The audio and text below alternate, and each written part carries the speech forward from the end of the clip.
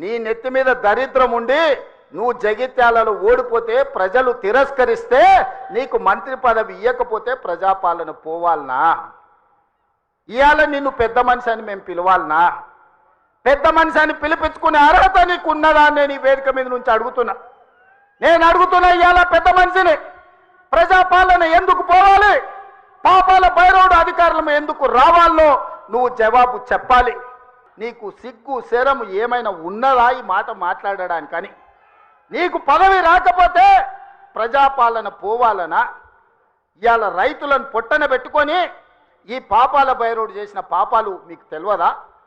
జగిత్యాల ప్రజలు 14 సార్లు బీమా ఇస్తే ఎన్నో సార్లు ఓడిపోయినా వదలకుంటేనే ఆయన వెనకాల నిలబడి ఆయన గండగా నిలబడి ఆయన భుజాల మీద మోస్తే ఒక్క ఏడాది పదవి లేకపోతే మీ గుండెల మీద దాన్ని మిమ్మల్ని మోసం చేసి పారిపోతాడా అని నేను అడుగుతున్న మిత్రులారా.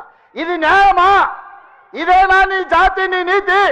ఈ వయసులో నువ్వు 40 ఏళ్ళు నీ జెండా మోసి నిన్ను మోసిన కార్యకర్తల గుండెల మీద దాన్ని మోసం చేసి శత్రువు సంతను చేరుతావా? శత్రువు సంకలు చేరి ప్రజాపాలన పోవాలంటవా? ఇట్లాంటోడు పెడితే పెళ్లి కోరుకున్నాడంట, పెట్టకపోతే సావు కోరుకున్నాడంట. ఇంతకంటే ఉదాహరణ ఇంకేమన్నా ఉందా?